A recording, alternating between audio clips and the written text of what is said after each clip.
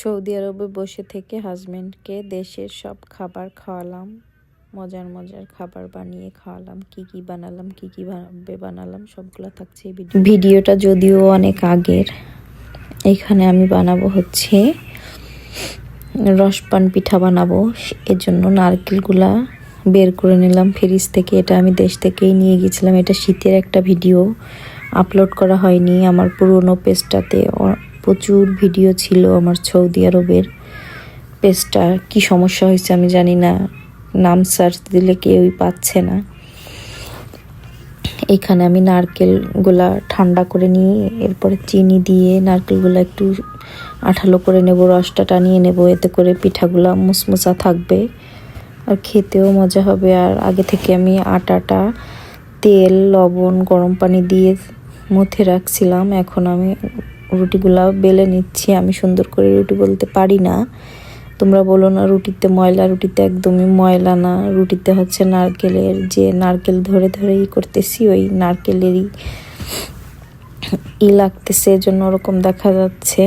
আর সুন্দর করে বানাচ্ছি। আমি ফার্স্ট টাইম রসপান পিঠা বানাচ্ছি আমার হাজব্যান্ডের জন্য। হাজব্যান্ডের পছন্দের খাবার বানাতে কার না ভালো লাগে। একটু একটু করে সবগুলা পিঠাই শীতের আমি তাকে বানাই খাওয়াইছি, যেহেতু সে 3-4 বছর দেশে যায় না, শীতের কোনো পিঠাও খেতে পারে না। আমি যতটুকু পারি চেষ্টা করি বানানোর। সবগুলা পিঠাই বানাইছি আমি। রসপান পিঠা, দুধ লাউ, ভিজা পিঠা, দুধ চিতই, সব ধরনের পিঠাই আমি তাকে বানাই খাওয়াইছি এখানে। যদিও আমি সুন্দর করে পারি না, তারপরেও চেষ্টা করি সুন্দর করার। খেতে ভীষণ মজা হয়েছিল, পিঠাগুলো ভীষণ মচমচা ছিল। ভিডিওটা অনেক আগের, খুব কষ্ট হচ্ছে আমার। প্রচুর ভিডিও ছিল পেজটাতে, পেজটা নষ্ট হয়ে গেছে। কেন হয়েছে, কিভাবে হলো, কি হলো আমি বুঝতে পারতেছি না। আস্তে আস্তে করে আমি সবগুলা পিঠা বানিয়ে নিচ্ছি। এখানে আমি দেশ থেকে এই ফিরা বেলন এটা নিয়ে আসছিলাম। আর এই যে পিঠা কাটার যে একটা মেশিন বলে না কি বলে, ওইটাও নিয়ে আসছিলাম। এখানে প্রায় প্যানে ডোবা তেলে পিঠাগুলা ভাজবো। ডোবা তেলে রসপান পিঠা ভাজলে কি হয়, পিঠাগুলা একদম মুচমুচা হয়। আর এইখানে আমি আজকে, এই দিনটা ছিল শুক্রবার, পেরিলের বাবার ছুটির দিন ছিল, তাই পিঠা বানাচ্ছিলাম, ইলিশ পোলাও রান্না করতেছিলাম। তার জন্য ভালো ভালো কিছু খাবার রান্না করতেছিলাম। আর একটা জন্য কী খাবার রান্না করছিলাম আমার মনে নাই। পিঠাগুলো ভীষণ মচমচা হয়েছে আর দেখতেও মাশাআল্লাহ অনেক সুন্দর হয়েছে। যেহেতু আমি ফার্স্ট টাইম একইভাবে সবগুলা পিঠা আমি ভেজে নেব। সবগুলা পিঠা আমার বানানো শেষ হয়ে গেছে, কিন্তু আমরা খেয়ে পারি নাই এতগুলা পিঠা। আমার বাসার পাশে কয়টা বাচ্চা আছে, ওদেরকে দিছি। এখন আমি ইলিশ পোলাওটা রান্না করে ফেলাবো। এটা হচ্ছে আমাদের রাতের খাবার ছিল। আর আমরা মানুষ ছিলাম হচ্ছে 3 জন। আমার মেয়ে খায় না, আমি আর পেরিলের বাবা খাবো, এই জন্য ওই 5 পিস মাছ নেওয়া হয়েছিল। এখানে কাঁচামরিচ, ধনের গুঁড়া, এরপরে রসুন, পেঁয়াজ, মানে সব ধরনের মশলা, শুকনা মরিচ, সব ধরনের মশলাই আমি ব্লেন্ড করে নিছি। আর এখানে হচ্ছে এটা টক দই, সাদা দেখা যাচ্ছে, এটা টক দই ছিল, ডিবে ছিল। আগে থেকে বের করে রাখতে আমার মনে ছিল না, তাই এখন বের করে নিচ্ছি। আর ওইটুকু ছিল হচ্ছে, এখানে আমি ঘি দিছি, সরিষার তেল, রান্নার তেল দিছি, সূর্যমুখী, লবণ দিয়ে আমি এই মশলাগুলো এখন একটু কিছুক্ষণ মাখিয়ে রাখবো মাছগুলায়, এতে করে মাছের টেস্টটা সুন্দর আসবে। সৌদি আরবে আসছি আমি শীতের সময়।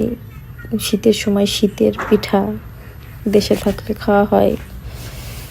প্রতিটা প্রবাসী তো আর দেশে না গেলে আর পিঠা খাওয়া হয় না।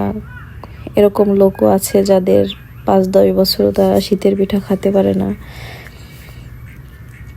মাছগুলো আমি সুন্দর করে কষিয়ে নিচ্ছি এভাবে করে। এদিকে আমার পোলাও রান্নার জন্য বেরেস্তাগুলো ভেজে নিচ্ছি। বেরেস্তা কালো পড়ে নাই, বেরেস্তাগুলো হচ্ছে লাল পেঁয়াজের জন্য কালো কালো হয়ে যায় ভাজলে। এখানে আমি পোলাওটাও ভেজে নিচ্ছি, পোলাও চাউলটা। এখানে আমি ঘি দেব আর হচ্ছে দুধ দেব, লিকুইড দুধ, আর দিয়ে দিছি তেজপাতা। এখন আমি গরম পানি দিয়ে ঢাকা দিয়ে রাখবো। এভাবে করে কিছুক্ষণ রাখবো। নেড়ে দেব, নেড়ে দিয়ে কিছুক্ষণ ঢেকে রেখে দেব। এরপরে লাস্টে যে আমি যে একটু দুধ দিয়ে দেব, লিকুইড দুধ দিয়ে দিচ্ছি আমি। এখন ইলিশ মাছ রান্না করা ইলিশ মাছটা দিয়ে দেব এখন যে ভাতের ভিতরে, যাতে করে টেস্টটা সুন্দর আসে। মাছগুলা উঠাই নিছি, ব্রেস্তাগুলাও উঠাই নিছি। খেতে ভীষণ মজা হয়েছিল। আমি ফার্স্ট টাইম রান্না করছি ইলিশ পোলাও, আগে কখনো আমি ইলিশ পোলাও রান্না করিনি। এই যে প্রথম আমার রান্না হচ্ছে ইলিশ পোলাও। ভীষণ মজা হয়েছিল, মাশাআল্লাহ খুব সুন্দর ঘ্রাণও বেরোচ্ছিল, খুবই মজা হয়েছে। বেরেস্তাগুলো অনেক কালো কালো লাগতেছে।